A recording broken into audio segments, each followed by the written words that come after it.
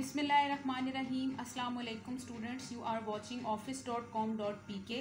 In the previous lecture we have introduced the chapter about microorganisms, health and diseases.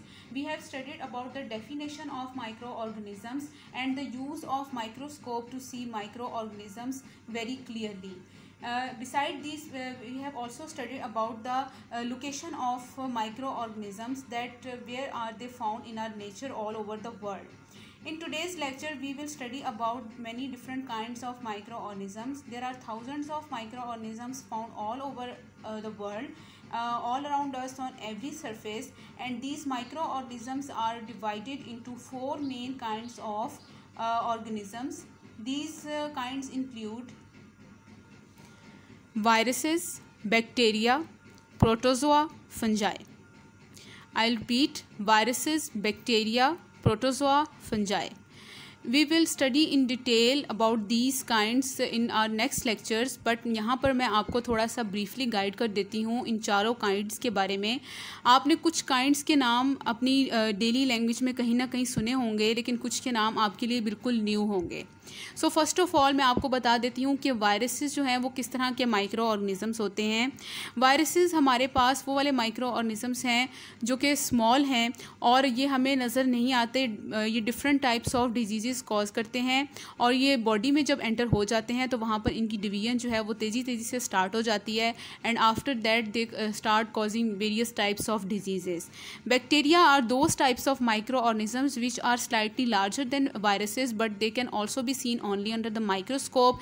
They also in the search of the specific surface where they can divide easily, where they can get food easily. लेकिन bacteria जो हैं वो सारे के सारे harmful नहीं होते. There are some of the bacteria which are very useful for us, और उनका हमारी बॉडी के अंदर रहना बहुत ज़रूरी है. क्यों ज़रूरी है? This will be studied in the next lecture.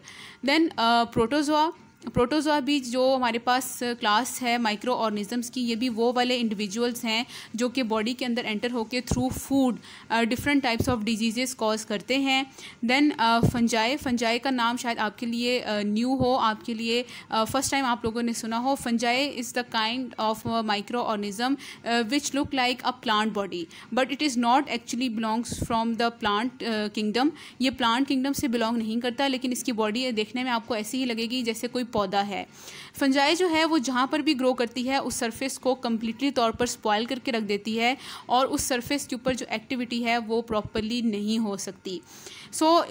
इन चारों काइंड्स को हम डिटेल में बारी बारी अपने लेक्चर्स के अंदर स्टडी करेंगे. इनकी डिटेल्स पर जाने से पहले मैं आपको ये बता देती हूँ that overall organisms have been classified on the basis of number of cells found in their body. और उन दो क्लासेस का नाम है हमारे पास unicellular organisms and multi cellular organisms. Unicellular organisms जो है, the word unicellular has originated from two words. First is uni and second is cellular. अगर आपको इस यूनी का मतलब नहीं पता तो आप यूनी का जो नेम है आप उसको रिलेट कर सकते हैं यूनिट के साथ. Unit means one, then uni means single और सेलुलर मीन्स सेल. वो वाले ऑर्गेनिजम्स, वो वाले इंडिविजुअल्स जो कि सिंगल टाइप ऑफ सेल से बने होते हैं उनको हम कहते हैं unicellular organisms. Organisms made up of only one cell are called unicellular organisms. For example micro organisms. जितने भी माइक्रो ऑर्गेनिजम्स हैं they are made up of single cell.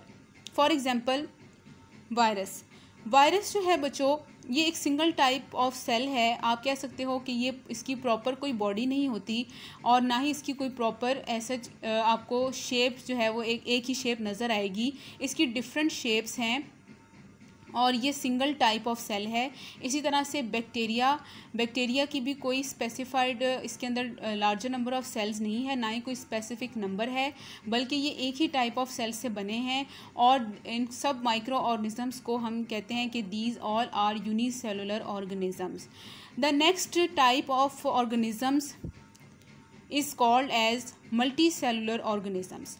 Multi cellular organisms is originated from two words multi and cellular. Multi means many. ठीक है, जैसे हम word use करते हैं अपनी लैंग्वेज के अंदर मल्टी कलर. इट मीन्स कि हम ये कह रहे हैं कि ये जो ऑब्जेक्ट है ये बहुत ज़्यादा कलर से मिल के बना है। सो सेम आपने याद रखना है कि मल्टी सेलुलर का मतलब होता है कि वो जो ऑर्गेनिज्म है वो मैनी सेल्स से मिलकर बना है। सो जब हम इसकी प्रॉपर डेफिनेशन देखेंगे तो वहाँ पे हम क्या पता चलेगा, the organisms which are made up of many और billions of cells are called as multi cellular organisms. उनको हम मल्टी सेलुलर ऑर्गेनिजम्स कहेंगे। For example human beings, plants, larger animals, और इसमें स्मॉलर एनिमल्स जो हैं लाइक इंसेक्ट्स वगैरह, उनकी भी इसी के अंदर कैटेगरी आ जाती है। सो आप देखें कि फॉर एग्जांपल ह्यूमन बींग्स, हम जो ह्यूमन बींग्स हैं उसके अंदर डिफरेंट टाइप्स ऑफ सेल्स मौजूद हैं जो कि इकट्ठे होकर हमारे टिश्यूज़ बनाते हैं। Then tissues combine together to form organs and organs combine together to form organ system. अगर हम एक ही टाइप के सेल के बने हुए होते तो हमारे अंदर सिस्टम्स कभी भी ना होते। सिस्टम्स से मतलब ये है कि for example we have respiratory system which is meant for respiration for the exchange of gases. इन प्लांट्स के अंदर अगर बात की जाए तो प्लांट्स के अंदर जो है वो पूरा एक ट्रांसपोर्ट सिस्टम है। That transport system include root, stem and leaves. With the help of this transport system plants are capable of transporting food from one part of the plant to the other part of the plant. इसी तरह से animals के अंदर भी सारे systems मौजूद हैं जिनकी वजह से वो अपनी जो नॉर्मल बॉडी फंक्शनिंग है उसको कैरी आउट कर सकते हैं। सो दो systems are only possible to be made from different types of cells. So in this lecture you have studied about different kinds, names of different kinds of microorganisms, viruses, bacteria, protozoa and fungi. I have told you that viruses are the smallest microorganisms which are only be seen with the help of microorganisms, and these viruses can enter in the body and can cause many types of diseases. Similarly, bacteria is also the kind of microorganism which is slightly larger than viruses, but it can also cause severe diseases. There are also useful types of bacteria which are essential for us to be lived in the body. For example, stomach के अंदर, हमारे stomach के अंदर एक bacteria रहता है जो कि ज़रूरी है हमारी फूड डाइजेशन के लिए। Then protozoa, many different kinds of organisms are involved in the protozoans class, and these organisms can cause many types of diseases. Majority of the water diseases are caused by many types of protozoans. Fungi is the microorganisms which if grow on any surface then that surface become activeless. वहाँ पर जो है कोई भी activity possible नहीं हो सकती. The organisms are further classified into two classes: unicellular organisms and multicellular organisms. Unicellular organisms are those organisms which are made up of only one type of cell. Mean that they cannot be made up of different types of cells because their body is so small and they can carry out their activities with only one type of cell. So the example is microorganisms. The second class is multicellular organisms. These multicellular organisms are composed of many billions and trillions of cells, and these cells are essential because these cells form the systems in the specified organisms like human beings, plants and larger animals. So you have studied, अभी तक जो हम पढ़ चुके हैं अपने इस lecture के अंदर हमने पढ़ा है about the micro organisms. That what are micro organisms? These organisms are those which can only be seen with the help of microscope.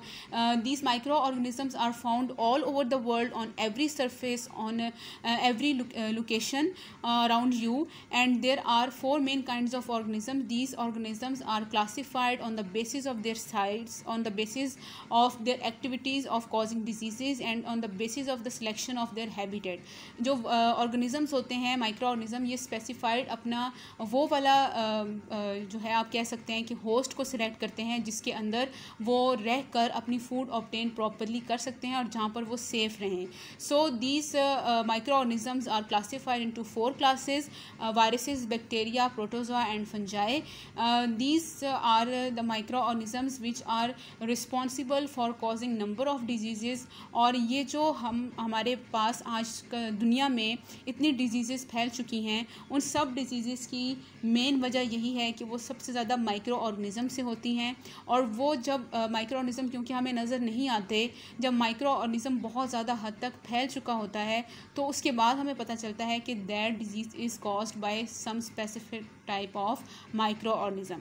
So students, in the next lecture we will study about the details of kinds of microorganisms. The first one is virus and the second one is bacteria, and in that lecture I will tell you about the activity of infecting the virus and bacteria.